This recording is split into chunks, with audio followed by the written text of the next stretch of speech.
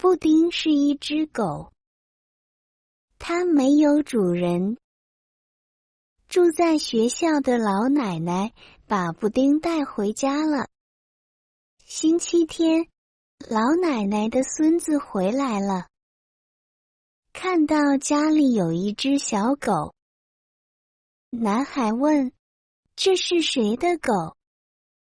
奶奶说：“我也不知道它的主人是谁。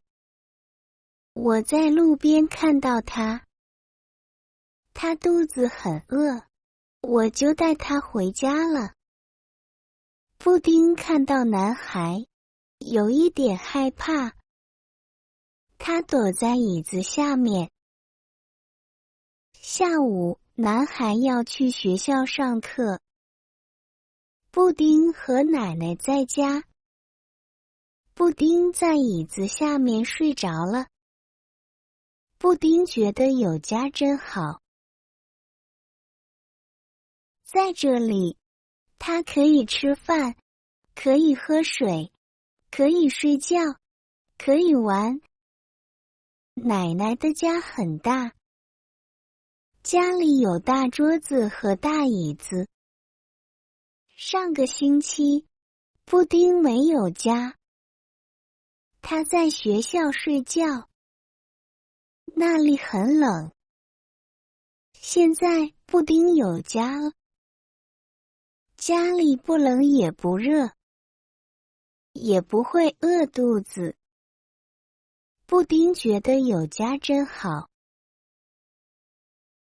晚上，奶奶的孙子从学校回来了。他问奶奶：“小狗在哪里？”奶奶说：“小狗在椅子上面睡觉。”男孩去到椅子前面和小狗玩。布丁不害怕男孩了，因为男孩对他笑。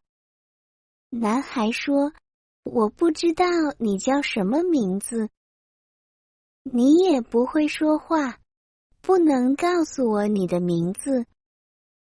我给你想个新名字怎么样？就叫贝贝怎么样？我就叫你贝贝，好不好？”